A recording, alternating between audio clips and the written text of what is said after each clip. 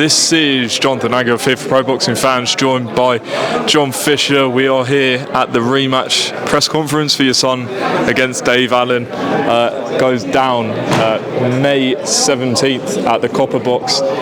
John, we're here again. How excited are you for this? Yeah, very excited. This first fight was a great fight. You know what people want to see: blood and thunder. I think the second fight will be exactly the same, with probably a little bit more finesse involved as well. So looking forward to it. Now, I've covered Johnny his whole career, and I've seen like a new, I don't know what the word is, focus, new mindset from him, especially today. This seems to mean a lot more to him than any other fight. You're not the first person to say that, and we've noticed it. He had it for the Babbage fight, and I think after the Babbage fight, you get all the plaudits, you rest on your laurels a little bit. Not that he didn't train, he'd always train, but you start believing your own hype a little bit. And where Dave was nicey, you know, I think Johnny needs that fire in his belly, like what he had for the Babbage fight. He's got it now. He's burning in there. He's come off his socials. He's let his brother Henry take care of all his Instagram. He's just focused on training. He's even been like short with us at this early stage. So he's got that bit of nastiness about him. Listen, you're never going to slag Dave off or disrespect him. That's not how Johnny acts. But you ain't got to be his best mate. Do you know what I mean? You're getting in there to do a job. I said to him, Dave, he wants to take away everything what you've worked for, Johnny. You know, you've got to get in there, do the job, and have that little bit of nasty streak in you, but still respectful. Now, obviously, it was very emotional for yourself in particular after the fight. You know, seeing some of the comments and criticism and all that stuff. Have you come across Gareth today? He tried to say hello to my wife, which is a big mistake. She just totally blanked him. As I said, no, don't wish Gareth any harm. But I have a line in my life: you can dip your feet over it, you can dangle over it, but once you cross it, there's no coming back. So I wouldn't want to talk to him ever again. Don't wish him no harm. Don't wish him no ills. They're the sort of people, after the second fight, if Johnny wins, he want to be your mate again. Do you know what I mean? They have to do what they've got to do. Journalism, I suppose. They have to thrive on views, and we certainly gave him a lot of views. Don't wish him any harm, but no more talking.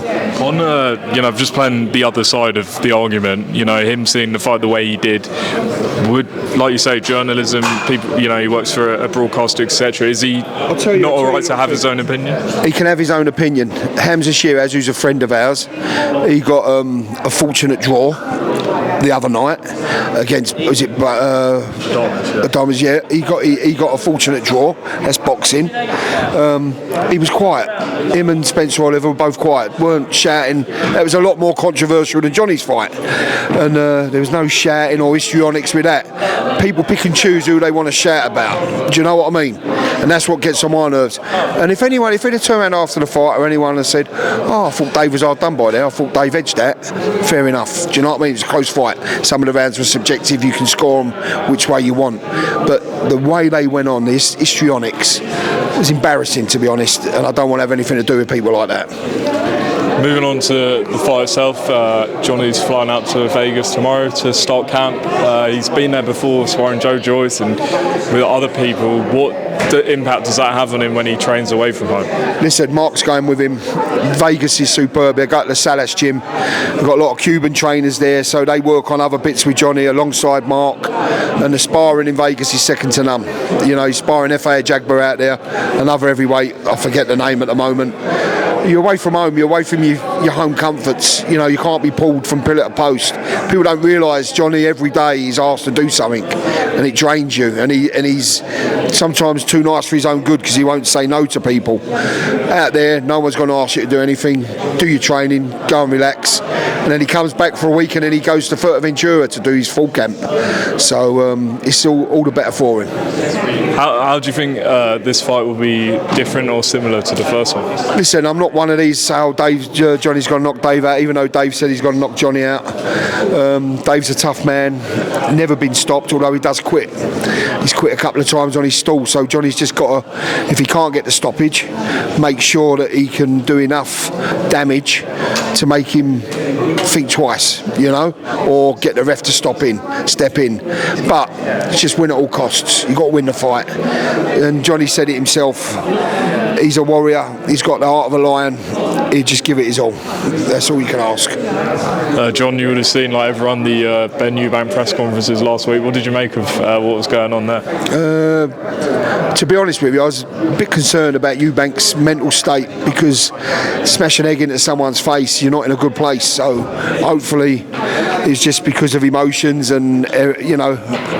But yeah, it did concern me, because people like all this about boxing. I don't like that side of boxing. I don't think you need to do any of that trash talking or all the acts. Obviously it's got everyone talking about it, but for Eubank to do that to him shows he's not in a good place for me.